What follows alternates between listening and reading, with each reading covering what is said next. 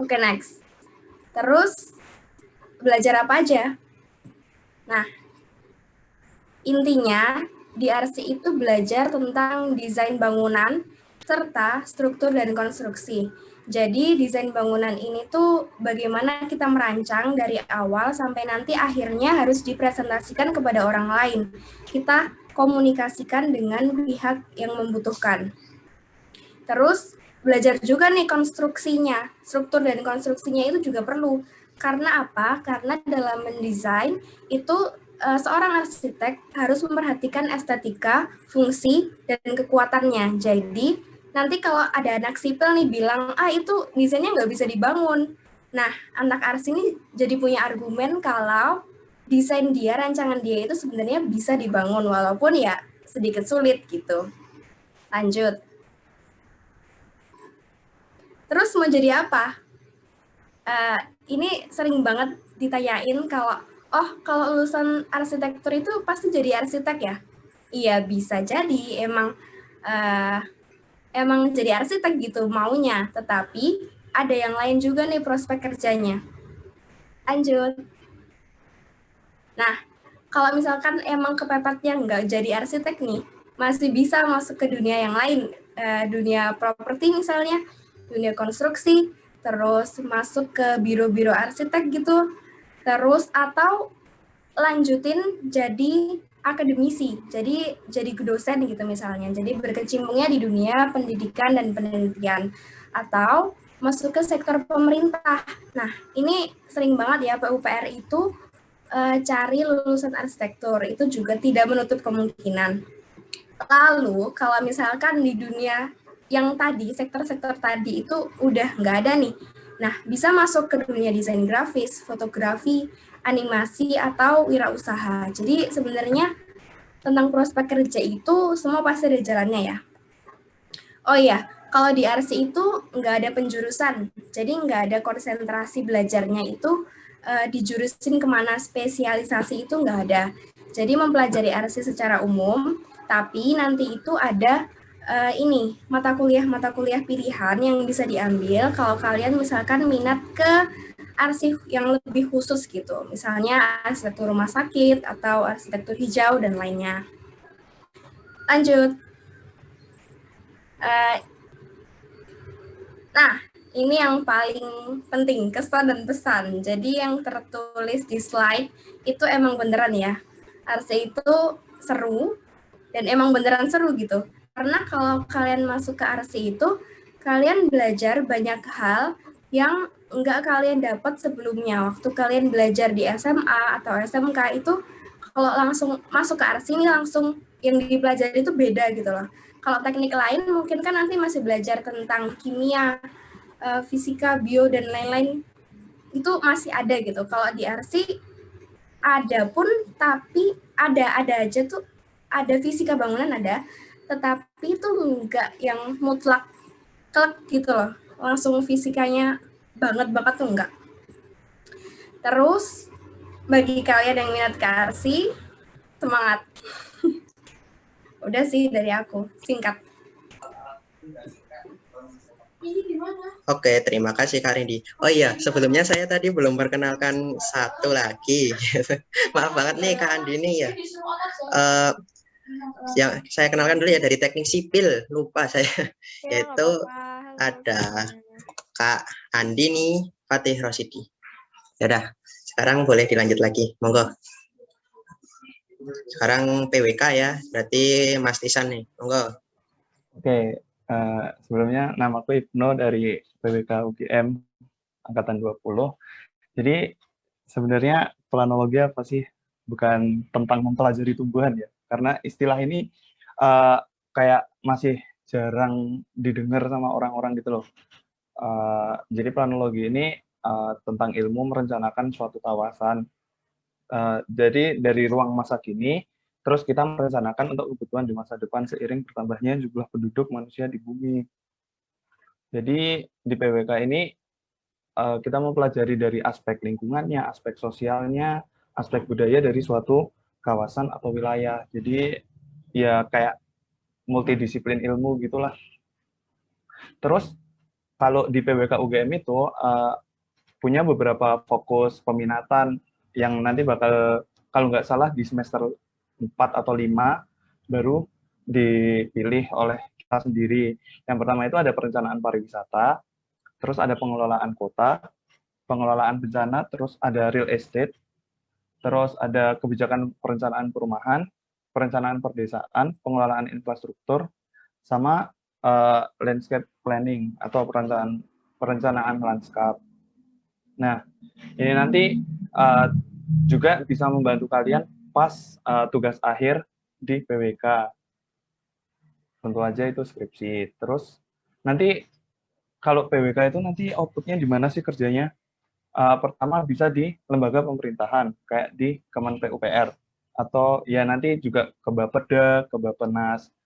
Terus internasional kayak di PBB ada UNDP, ada UNHCS itu. Terus kalau misalnya swasta juga ada, jadi kayak kerja di bagian real estate atau properti, kayak gitu. Nah, terus nanti outputnya jadi apa sih? Tentu aja namanya planologi. Berarti kita akan melakukan sesuatu yang dinamakan planning. Jadi nanti kita bakal jadi seorang planner. Nah, planner ini bisa jadi PNS kalau di BUMN. Lalu untuk swasta bisa di real estate. Lalu kita juga bisa jadi konsultan perencana. Misalnya untuk pembangunan ini kita kita jadi konsultan ini bangunnya bagusnya di mana, terus dilihat dari aspek-aspek lainnya gitu. Tapi nggak sekedar cuma di ranah perencanaan. Sebenarnya PWK ini juga bisa ke ranah-ranah lain kayak bidang digital, kayak misalnya desain grafis. Karena di PWK ini juga hampir ada matkul yang mirip sama ARSI, yang namanya teknik komunikasi dan presentasi. Nah, di situ kayak ada sketsa dasar gitu. Nah, kesan-pesan untuk ini PWK tuh santai banget, asli. Untuk nyari nilai A itu di PWK gampang banget. Terus untuk kalian yang benci sama fisika, kimia, biologi, MTK itu cocok. MTK cuma ada di 2 semester, semester 1 sama semester 5.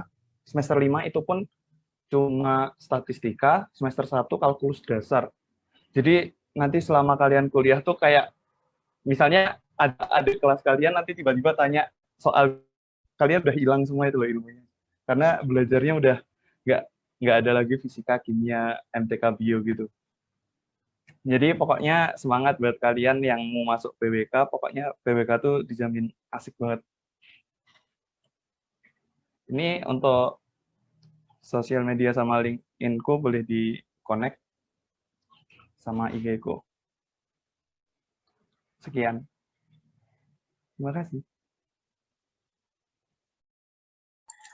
Wah, baik. Terima kasih Mas Tisan atas penjelasannya yang sangat luar biasa tadi. Sekarang lanjut ke yang selanjutnya. Teknik sipil nih, Kak Andi nih. Monggo Kak Andi nih. Halo semuanya, apakah suara saya sudah terdengar ya? Sudah Kak Andi nih, jelas. Kenalin, aku Andini dari Teknik Sipil 2020 UGM. Aku bakal jelasin sedikit mengenai jurusan Teknik Sipil di UGM. Next slide. Nah, kalau semisal ditanya objek pembelajarannya, nanti itu sipil ini agak susah-susah gampang karena kita bakal banyak banget masuk di bidang hitung-hitungan, tentu aja karena kita teknik sipil tuh bukan pegawai negeri sipil ya maksudnya, tapi kita adalah ilmu yang mempelajari tentang bagaimana merancang, membangun, atau merenovasi sebuah gedung atau infrastruktur. Kalau tadi PWK sama arsitektur udah ngerancang nih, udah nyediain lahannya, udah nyediain gambarnya. Nah, kita tugasnya gimana bangunan itu bisa berdiri di situ. Pakai strukturnya yang seperti apa, bahan-bahannya seperti apa. Nah, kita untuk objek pembelajarannya itu tentu ada 2 yang sangat penting, yaitu fisika dan matematika. Sebenarnya matematika itu hanya bekal untuk fisika itu sendiri. Lalu ada sains dasar karena nanti seperti kimia itu kita perlu karena bahan baku semen atau bahan-bahan untuk membangun suatu gedung itu kalau dicampur tuh seperti apa, apakah jadi sebuah campuran yang bagus atau enggak gitu. Lalu kita tuh ada software. Nah, teknik sipil itu nanti kalau misal kita udah di dunia kerja, ilmu fisikanya itu hanya untuk simpanan di otak aja buat logikanya. Nah, untuk hitung-hitungannya nanti kita udah pindah ke software. Jadi kita harus nggak boleh gaptek ya kalau di teknik sipil tuh. Next slide.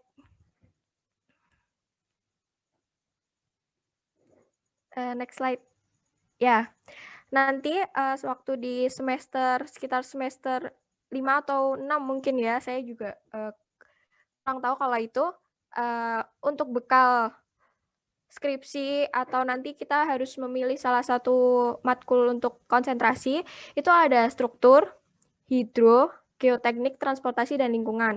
Untuk struktur nanti tentu aja kita fokus sama fisika, gimana beban-beban itu bertumpu, lalu hidro itu adalah tentang air ya, pengelolaan air di bumi ini agar bagus itu seperti apa, lalu ada geoteknik, lalu ada transportasi dan lingkungan. Next slide. Nah, kalau untuk prospek kerjanya teknik sipil kalian mungkin di luar sana tuh udah tahu sendiri ya, jangan takut kalau kuliah di teknik sipil nggak bakal dapet kerjaan tuh kayaknya nggak mungkin, karena prospek kerjanya sangat bagus untuk kedepannya, karena dunia ini tuh selalu melakukan sebuah pembangunan, nggak bakal stop. Kalian bisa jadi kontraktor, jadi pribadi, kalian bisa bangun rumah, maksudnya kalian buka jasa untuk bangun rumah, atau kalian mendirikan sebuah PT atau CV menjadi kontraktor, lalu kalian bisa menjadi engineer di sebuah kantor, kalian merancang bangunan tersebut di belakang layar jadinya. Kalian juga bisa jadi guru atau dosen, guru di SMK, dosen di perkuliahan, kemudian kalian juga bisa kerja di kementerian atau kedinasan kayak di PUPR atau mungkin di pajak atau pertanahan, sengketa gitu ya. Lalu ini nih yang kerjanya santai tapi banyak uangnya nih, freelance. Kalian bisa buka jasa freelance yang kalian sendiri olah, baik di Instagram atau di web. Ini sekarang banyak banget lulusan-lulusan baru atau fresh graduate yang menjadi freelance dan mereka sangat-sangat bagus karirnya. Nah, kalau kesan dan pesan selama aku kuliah di sipil tuh seru, menantang, sangat-sangat menantang karena gampang-gampang sulit ya sejujurnya. Dan yang paling oke itu di Departemen Teknik Sipil UGM itu punya fasilitas gedung yang super duper bagus banget. Kalian mungkin bisa searching aja di Google, gedung kita tuh bagus banget, fasilitasnya oke banget. Mulai dari gedung buat kuliah, fasilitas praktikum, perpus, sampai kantin yang katanya paling enak seteknik. Kalian wajib coba dan sampai ketemu di sipil, semangat. Terima kasih semuanya. Oke, terima kasih Kak Andini. Bisa kita lanjut aja langsung ke yang berikutnya, itu teknik geodesi. Ada Kak Zaki ini. Ayo, silakan Kak Zaki. Saya Halo, apakah silakan. suara saya terdengar? Ya, terdengar dengan jelas Kak Zaki. Monggo. Oke, saya mulai ya. Perkenalkan, nama saya Majid Zaki Rauf, biasa dipanggil Zaki. Ya mungkin tadi kakak-kakak udah jelasin, ada yang dari Arsi, Sipil, PWK. Di situ yang masih asing mungkin geodesi ya. Tapi tenang, geodesi ini sebenarnya nggak asing sih. Cuman kalian mungkin masih ini aja sama kata-kata geodesi ya. Aku jelasin dikit.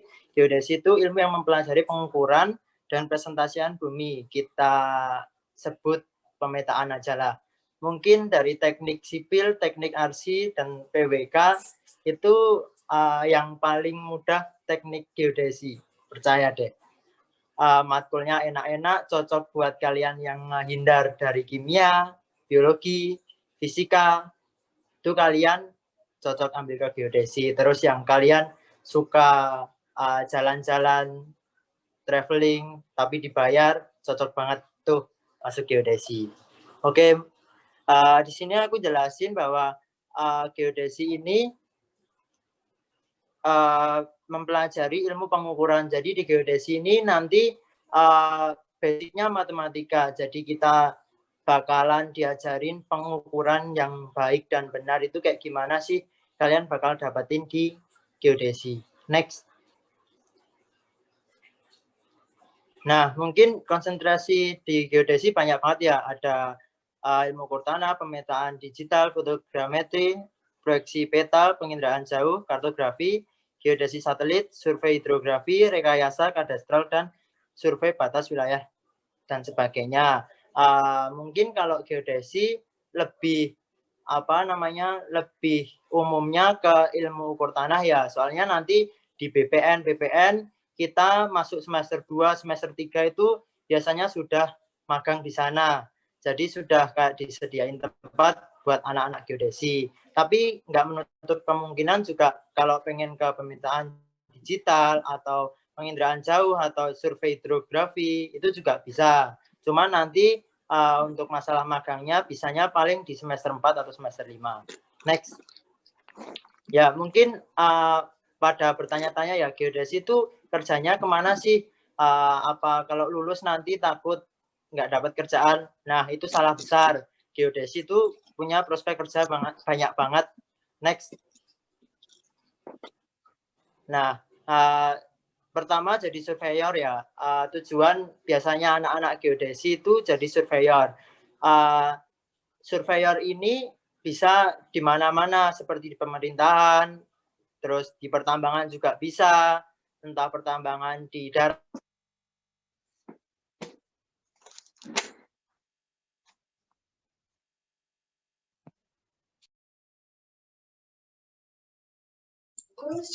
Halo, Kak. Otomatisnya. Berarti? Oh ya. Halo. Sempat putus, Mas. Ya, maaf. Ya, semoga bisa dilanjut. Aku lanjutin ya. Mungkin kalian mikirnya anak geodesi itu panas-panasan ya, yang di jalan ngukur-ngukur. Itu salah, itu kita yang ngitung kesalahan sistematisnya, bukan yang ikut ngukur-ngukur gitu. Next. Terus ini ada juga ahli sistem informasi geografis. Itu kita nggak asing lagi lah sama GIS. Itu juga di bidang aplikasi buat kayak informasi-informasi yang baru, kita juga yang kerja di situ. Itu juga bisa juga. Itu biasanya kalau nggak di pertanahan, anak geodesi ke GIS. Next. Terus juga bisa jadi peneliti ilmu kebumian juga. Terus yang kalian yang suka tentang kebumian atau geologi, itu bisa juga, atau kalian yang punya tujuan ke pertambangan atau perminyakan, itu bisa juga di geodesi, dan geodesi mesti ada tempat di situ. Next. Terus mungkin itu aja sih dari aku. Terus ada kesan-pesannya. Dari teman-temanku teknik yang kayak SMA itu geodesi, beneran. Di sini kita solid banget, nggak yang kita ketinggalan terus dibiarin gitu aja, tapi kita gimana caranya bareng-bareng buat bisa paham semuanya. Terus di sini juga kita bersosialisasinya bahasa Jawanya kental banget. Mungkin bisa dicek geodesi UGM 20 ya. Kita di situ cuma main terus ya, kayak makrab juga. Nah, tapi di situ juga kita bahas tentang kekeluargaan, jadi nggak sebatas teman. Begitupun yang diterapkan oleh kakak tingkat kita 19, 18, dan 17, dan angkatan atas-atas lainnya. Begitu dari aku, terima kasih.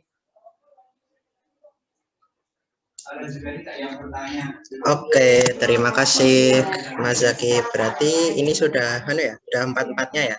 Pertama tadi ada arsitektur, ada PWK, sama ada sipil, sama ada teknik geodesi. Nah, oke, berarti sekarang kita masuk ke sesi tanya jawab. Yang ingin menanyakan sesuatu bisa langsung lewat private chat ke akun saya ya, yaitu di pinterbareng_Muhammad_Reza, itu di fitur private chatnya Zoom, boleh langsung diketikkan saja. Oke. Wah, ini langsung beberapa langsung ada nih. Langsung ada beberapa ini. Oke, langsung saya bacakan aja ya berarti. Sebentar.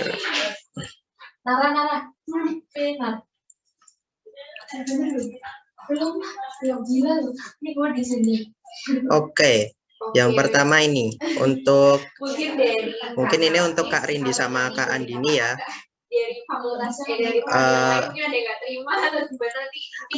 Ini Kak Andini atau Kak Rindi, ini teknik sipil dan teknik arsitektur itu apakah harus pintar gambar? Nih, monggo silahkan dijawab. Aku dulu ya. Boleh. Kalau di RC itu sebenarnya harus pintar gambar atau enggak juga. Yang penting mau berusaha buat menggambar, paling enggak gambar kalian itu bisa dimengerti oleh orang lain gitu. Masalah bagus atau enggak itu belakangan. Itu sih.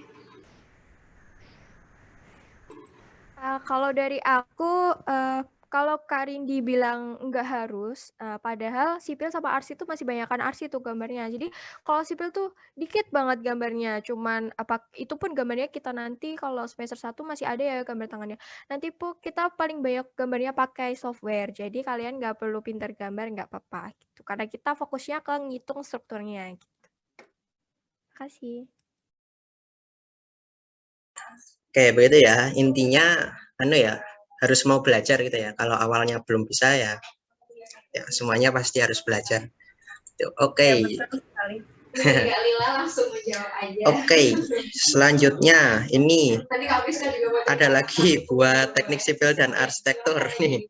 Ini cukup terkenal ya berarti. Untuk Kak Andini dan Kak Rindi lagi. Apakah harus pintar matematika?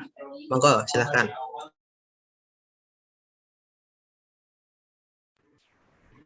Oh, kalau di RC matematika itu cuma ada di semester 1 dan itu kayak mata kuliah wajib gitu loh. Jadi memang harus mau nggak mau ya ada matematika. Tetapi kalau harus pintar atau enggak sih menurut aku enggak. Karena bener-bener cuma 2 SKS gitu loh. Ya udah cuman di semester 1 doang. Di semester atas juga enggak. Yang penting kalian itu harus kreatif ya intinya gitu.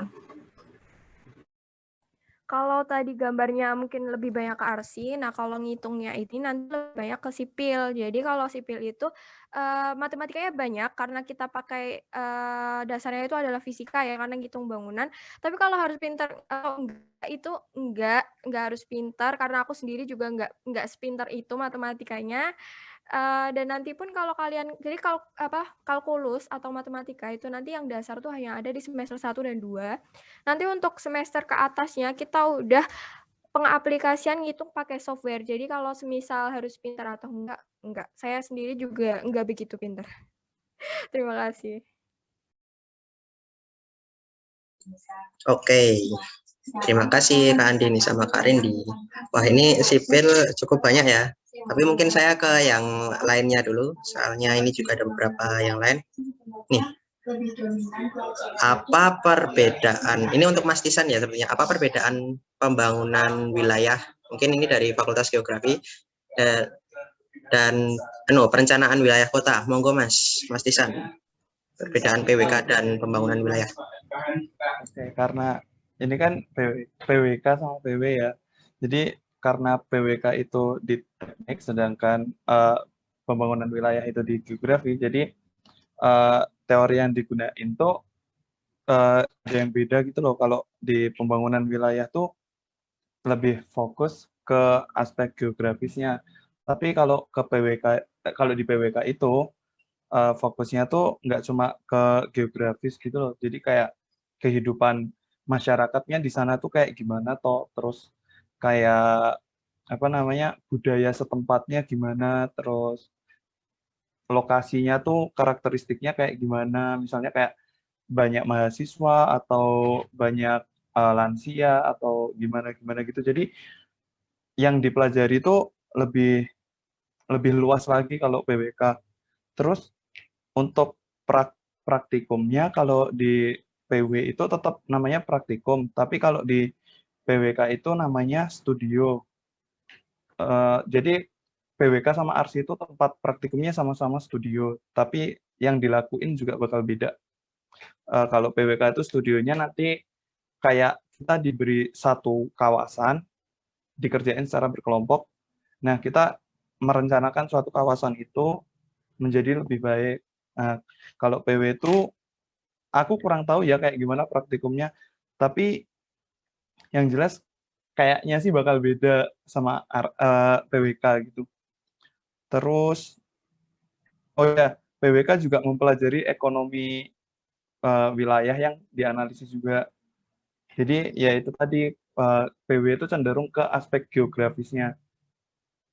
Terus aku sempat dengar kalau misalnya tuh pembangunan wilayah tuh ahli biologinya, tapi PWK itu dokternya. Jadi yang tahu sebab tapi bisa apa ya namanya memperbaiki gitu. Oke, baik. Berarti itu kayak apa ya? PWK itu kayak ya, sainteknya PW gitu mungkin ya. Tapi nggak ada sainteknya, Mas. Malah nggak ada. Wah ya, udah saya salah nih. Kan kayak Mas Tisan tadi ya. Oke, pertanyaan berikutnya. Terima kasih Mas Tisan. Ini untuk Mas Tisan, untuk untuk Mbak Andini sama Mas Zaki mungkin ini. Apa perbedaan teknik sipil dan teknik geodesi? Monggo. Mungkin siapa dulu nih?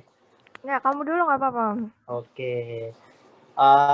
Kalau teknik geodesi sama sipil jauh banget ya bedanya. Mungkin yang hampir sama itu teknik geodesi sama kartografi penginderaan jauh. Nanti KPJ salah satu bagian dari geodesi. Jadinya nanti semisal kita memilih pemetaan wilayah di bidang yang penjurusan, nah di dunia kerja itu ijazah kita sama anak KPJ. Aku pernah tanya ke salah satu PT ya, itu 1:7. Jadi anak KPJ dia cuma diterima 1 orang, anak geodesi diterima 7 orang. Jadi mungkin gitu. Tapi kalau sama sipil sih jauh banget dari prospek kerjanya, dari apa yang dipelajarin juga. Mungkin bisa dijelasin Mbak Andi ini nanti yang sipil ya. Kalau yang geodesi yang hampir sama itu sih sama KPJ. Terima kasih. Kalau teknik sipil benar-benar lebih ke fokus ke bangunan ya,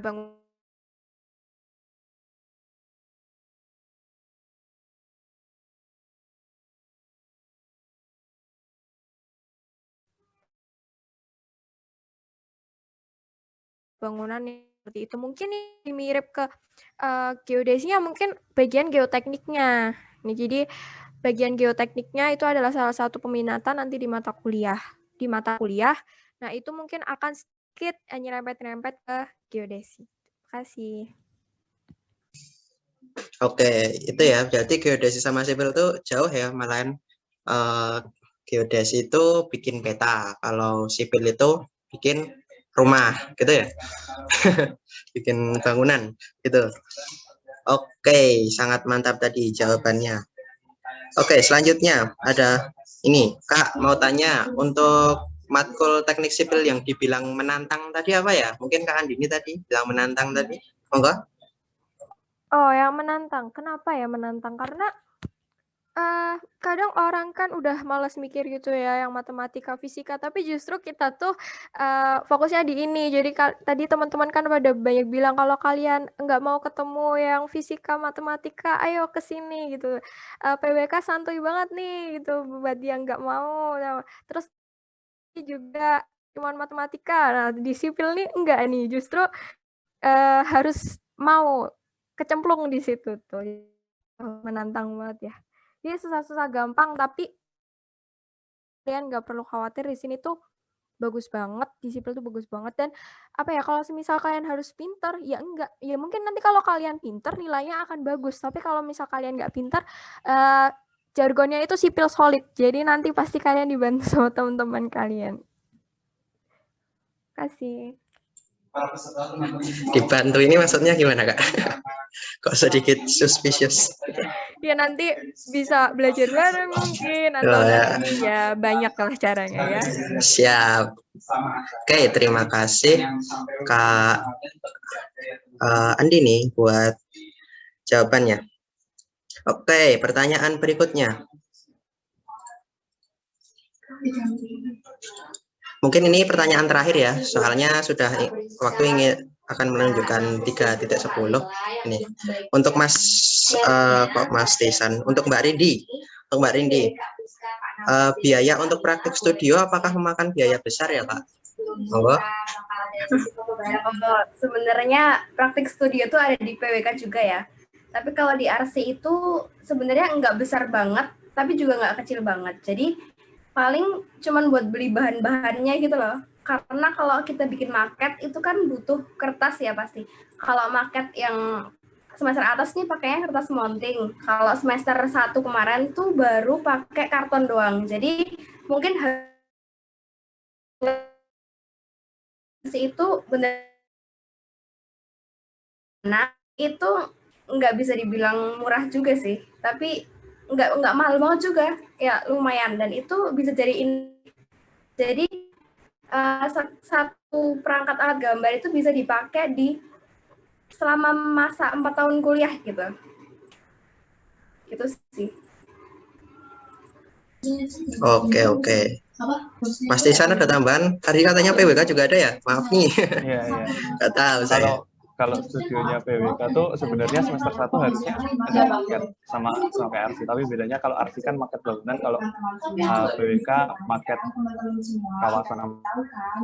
Nah, berhubung karena kemarin daring, jadi kita nggak ngeluarin biaya sama sekali untuk maket, dan itu maketnya kita buat 3D pakai SketchUp. Terus untuk kita juga ada output studio itu ada display, jadi kayak presentasi gitu. Kalau untuk biaya PWK tuh kemarin tuh hampir nggak ngeluarin biaya, paling cuma modal, ya paling nggak punya laptop.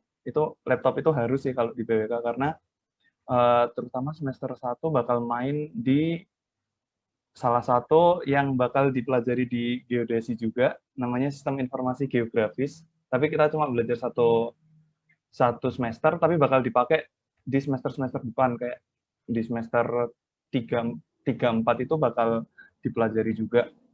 Karena di PWK itu nanti kayak berkembang gitu loh, yang pertama kawasan, terus yang tahun kedua kota, yang tahun ketiga wilayah. Jadi tetap pakai software gitu. Ya nggak semahal RC lah, harus pakai alat-alat gitu. Pasti ya, kalau teknik pasti ya harus ada kemampuan gitu ya, software tertentu gitu ya. Oke, baik, terima kasih. Jawaban dari Mas Tisan tadi alhamdulillah menutup sesi bertanya jawab pada siang hari ini. Selanjutnya dilanjutkan sesi foto bareng. Monggo teman-teman peserta yang mau on cam boleh, nanti saya screenshotkan. Ditunggu ya untuk teman-teman kalau mau on cam. Ini sudah ada beberapa yang on cam. Saya ditunggu teman-teman. Oke, mungkin sudah ya. Mungkin ini beberapa tidak bisa ya. Oh, masih ada beberapa nih. Oke. Mas Muhazib ini kok kelap-kelip? Oh ya, sudah. Oke. Udah ya, saya yuk pose. 1, 2, 3. Saya aku gimana screenshotnya? 1, 2, 3. Oke, bentar. Satu lagi yuk. Bentar ya. Nah, ini gimana sih?